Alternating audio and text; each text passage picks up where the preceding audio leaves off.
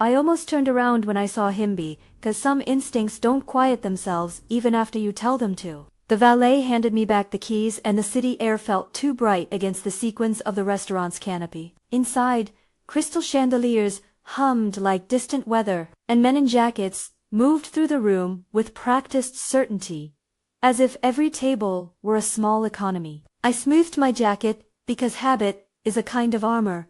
Nolan had done me a favor and squeezed me into a seat at the main table. That should have been enough. Instead, I found Bradley Knox across the room, sleeves rolled back like a casual threat. He was exactly the picture I had rehearsed in my head, comfortable, at ease, the sort of man who believed rooms existed to acknowledge him. He laughed too easily at conversational landmines and scanned the room with the practiced appraisal of someone still hunting approval. Seeing him there, mockingly at the center of the evening's gravity, made the whole night tilt in a way I hadn't anticipated. I took a breath and did what I'd learned to do in rooms like this. I observed. The lighting softened the tablecloths to ivory, the servers' hands glided like choreography, and the patrons were lined like a jury. The air smelled faintly of citrus and expensive wine. Nolan caught my eye, small panic in his mouth behind his smile. His assistant had misread the seating chart, and the tidy error was already threading itself toward calamity. I sat down at the table that had been cleared for investors, felt the chair cushion give, and felt every eyeball the table didn't yet know belonged to me. If you're into stories about quiet comebacks, subscribe, stick with me, because this one doesn't end with shame. The first course arrived in a polite procession. Conversation orbited the usual topics: markets, mentorship, the taste of new ventures, but there was an undercurrent I could feel in Brad's glances.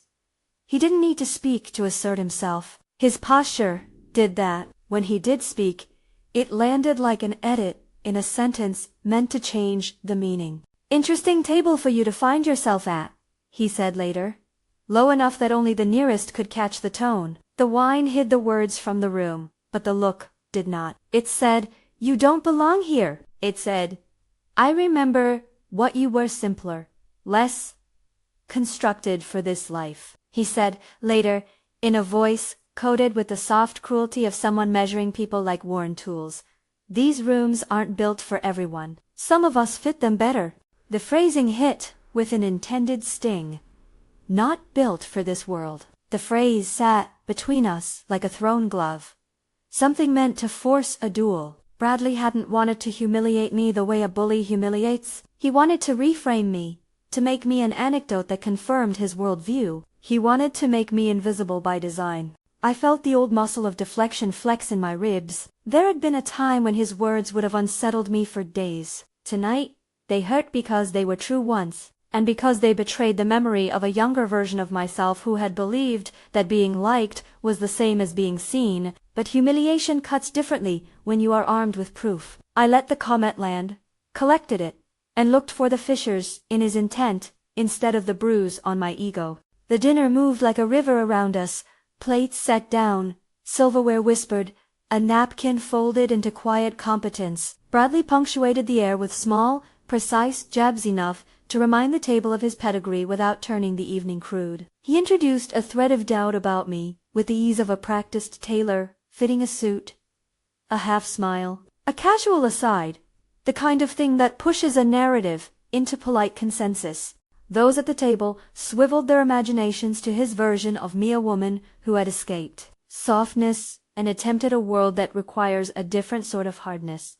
I kept my hands visible. "You'd be surprised how much of your power is held in where your palms rest." I placed them on the linen, as if they had business there. When Richard Voss asked a question about asset allocation, I replied with crispness, a short, confident sentence about diversification and it landed. The man took notes with the air of someone considering partnership, not gossip. But Bradley's commentary had introduced a centrifugal force in the room, and I could feel the tilt. Then the seating thing came up. Nolan's assistant, flustered, apologized for the misdirection of name cards. "It was my mistake," she said, voice small, as if the word mistake could dissolve the tension. They shuffled cards like a sleight of hand apologies. There were attempts at humor to smooth the error, a joke about seating roulette. But the joke had teeth. People notice where they're placed. In a space like that, your seat tells a story about who you are. And Bradley took the opportunity to steer that story. Leaning back, he allowed the air to cool around his words, making them readier for absorption.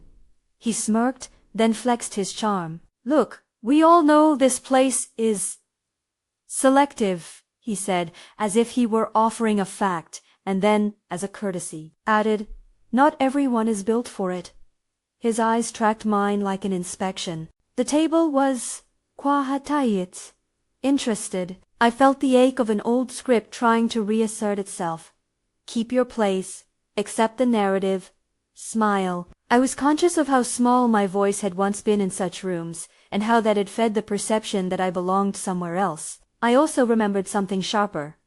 Results are louder than narratives. If you can produce numbers, if you can point to outcomes, a room listens hard. While Bradley smirked and leaned into that small, venomous phrase, I allowed my mind to become a ledger. Quietly, I thought of the fund I'd advised on quietly last year, the guarded project that no one expected to break out. We had nudged allocations, reweighted priorities, and convinced a skeptical board to let a different hypothesis play for one cycle.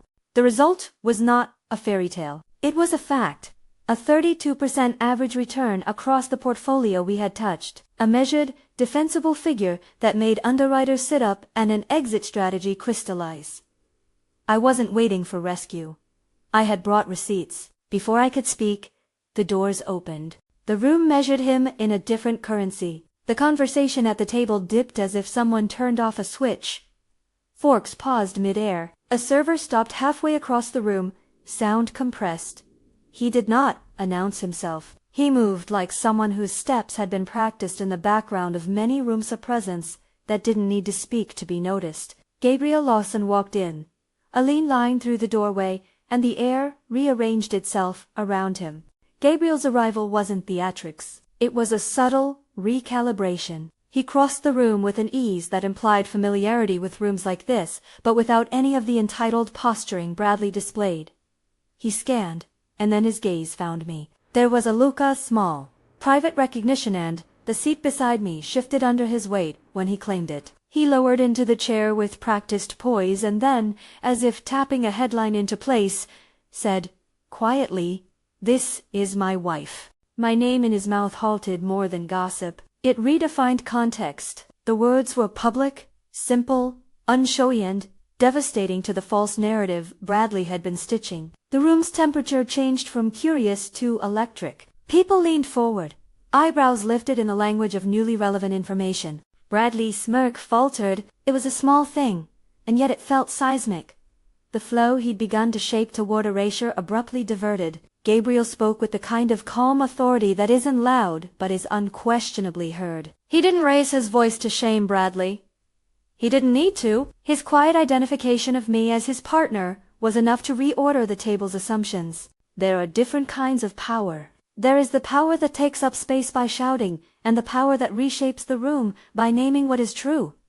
Gabriel did the latter. When he sat, the room involuntarily reassessed him, and, by extension, me. It is remarkable how a single phrase, my wife, could compress history, choices, and legitimacy into a moment. What followed wasn't a rescue. I bristled the first second. I realized people might read Gabriel's arrival as the cavalry. I had not come to be redeemed by association. But I also understood that his presence could quietly undo the spell Bradley had cast without letting it become a spectacle. He offered a frame, and I intended to fill it. The question pivoted to business. Someone, perhaps Richard Voss, perhaps someone else at the table who valued data over drama, asked about my recent projects. Gabriel could have let me speak alone, and for a second I considered the courtesy of lone competence.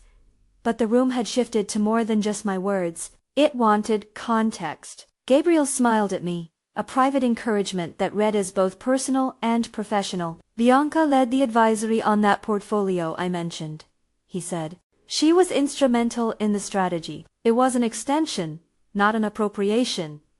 He didn't take credit. He gave visibility. That visibility is different from being purchased. It's an amplification of what was already there. He didn't need to elevate me with hyperbole. He simply named my role and moved the conversation back to measurable outcomes. I spoke.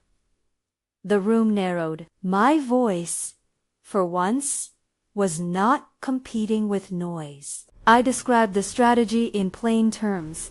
Rebalanced allocations towards sectors showing sustainable cash flow, trimmed exposure that had become vanity, and insisted on a strict re-underwriting window that exposed opportunities most had ignored. I didn't sermonize. I presented the facts. I told them the numbers. 32%. The figure landed like a punctuation mark. Heads turned in a new way. People who had been ready to tuck me into the margins suddenly leaned in. A man 2 seats down adjusted his glasses and asked a follow-up about risk management. The questions were precise and no longer rhetorical. Bradley's formerly easy remarks shrank in the face of data and competence. You could see the narrative being rewritten. It wasn't about where I belonged. It was about what I had produced. Bradley's reaction was a study in the small losses pride cannot accept gracefully. He tried to recenter the conversation on tone offered, a pointed compliment that read like a concession. Well done, he said. But there was no warmth in it. It was the sound of someone who'd had a tight grip on a story, letting it slip through his fingers. He made an attempt to joke light, brittle, but the room had moved on. What people often miss about humiliation is that it isn't always loud. Bradley hadn't shouted. He'd worked the room like a seamstress, tightening a narrative stitch by stitch. What felt like humiliation wasn't his single line so much as the slow compounding of a story designed to make me small. My response had to operate on a different scale. I couldn't unmake every whisper, but I could show up with enough evidence and calmness that the room had to honor competence over insinuation. The rest of the dinner unfolded with the sort of aftershocks you can only feel in conversation. Investors circled back with questions about projections. Gabriel listened, chimed in with clarifying points that always bent back to the work, never the romance. There was a particular moment when Richard Voss leaned across the table and, pen poised, asked about operational execution. I laid out the timeline, not the emotional arc of my career but the practical milestones, the months of rigorous due diligence, the vendors we vetted out of skepticism, the conservatively forecasted cash flows that outperformed by a comfortable margin. He nodded in a way I knew meant consideration. People approached afterwards. Small clusters formed like tributaries warm. Congratulations, practical inquiries, offers to connect. It was strangely ordinary, and that ordinariness meant more than a dramatic speech. Being recognized for what you do is quieter than the spectacle of being defended by someone else. It's a series of measured steps that add up to credibility. Bradley found me outside the restaurant as people was exiting. He had that composure of a man who'd had his night's narrative complicated and who was now seeking to reclaim agency through conversation. The street was cooler, wrapped in a soft city hush. Gabriel waited back a meter, leaning against the car, his coat settling around him like a frame around something inside. Bradley opened with a remark that tried for a conciliatory, but his manner always wound around to ownership. I didn't mean to, he started, hands moving like someone trying to locate the correct nuance. He expected, probably, a soft confession to smooth the edges he'd frayed. His eyes searched for the old version of me. I looked at him. There was a tightness in his jaw, and in that moment I could have recited the entire script of our past permissions I had given, defenses I had built. But the conversation needed no excavation. What it needed was a clean line. You made a choice, I said, steady. The words were simple because the heart of the matter often is, so did I. His face shifted through a dozen tiny emotions: surprise, a twitch of regret, and something like comprehension. He tried for a rejoinder that would reestablish ownership, a plea about history, a claim about our past decisions. I let him finish. Letting someone finish is rarely about courtesy. It's about ending the narrative with the dignity you want it to have. Then, because I had spent so many years explaining myself to people who didn't want to listen, I added the only thing that mattered. I'm not looking for absolution, I said. I'm not trying to prove anything to you. I was here to do the work. It wasn't a victory lap. It was a trimming of loose edges, Bradley's face folded in a way that made him look smaller. Not because I had made him so, but because the space he'd used to occupy a space of narrative authority had been repurposed. He was a man faced with the reality that someone he'd underestimated had recalibrated public perception and, in doing so, closed a chapter he thought belonged to him. Gabriel held the car door open. It was a small, quiet gesture. He didn't want a scene. He offered me his arm by inclination, not necessity, and I took it with the composure of someone who knows how to accept presence without being rescued. As we slid into the leather, the city lights smeared across the window a watercolor of neon and night. Gabriel's hand found mine on the center console, fingers warm and familiar. The touch was private and anchoring. It felt like being known. On the ride home, the world receded to a soft hum. I thought of the ledger I'd kept in my head the months, the decisions, the 32%. The number had the currency of proof, but what mattered more was the calculus that led to it. The quiet persistence, the insistence on clarity over applause. I had not needed a billionaire to validate me. I had needed a seat at a table to be able to speak and to be heard. The difference between need and desire is subtle and often misunderstood. I wanted to be seen, not saved. Gabriel didn't fill every silence with conversation. He had an economy of words that matched his public persona, measured, unexaggerated. When he did speak, it was to name what he'd seen. "You were clear," he said once. The statement more honest than a compliment. "You didn't ask for permission. You explained what you did and why." That mattered. We didn't extol each other. There were no grand pronouncements. Instead, there was the ordinary giving of credit, the small recognitions that make partnership. I felt seen in the way that matters outside headlines, in the way someone knows the actual work you did and references it without inflating or undercutting it. In the weeks after, conversations about the dinner turned into emails and meetings. A few of the people who had been present reached out with follow-ups. One offered an introduction to a portfolio manager who'd been skeptical but curious. Another investor requested a formal proposal. The ripple was not immediate wealth or cinematic vindication. It was the slow, steady work of being regarded as credible. I am not telling this to gloat. If there is anything to be cleansed from the night's events, it's the story that vindication must be loud. Most of the time, the scales tip in small ways. A question asked with true interest, an email reply that acknowledges your input, a board that calls you first. The night at the restaurant was a condensation of those things into a single chapter. There was, of course, a private sweetness. Once home, Gabriel and I prepared tea in a kitchen that knows the rhythm of our lives. 2 cups, one careful, one quiet. He poured the water with practiced attention and handed me my mug as if it were an ordinary ceremony. I remember thinking that the most extravagant part of our relationship was how ordinary the moments between noise had become. That, too, felt like a kind of victory. People ask me sometimes if being with someone like Gabriel complicates my independence. The answer is this: partnership is a mirror, and a mirror framed in respect is not the same as being placed on a pedestal. He recognizes what I build. He does not build it for me. He knows that my competence is not his purchase. That distinction is essential and, for me, deeply satisfying. There was a final, private exchange with Bradley a few days later. He sent a short message, the kind that wanted to be rewritten as regret. I wrote back a line that closed the story without inflaming it. "You made a choice. So did I."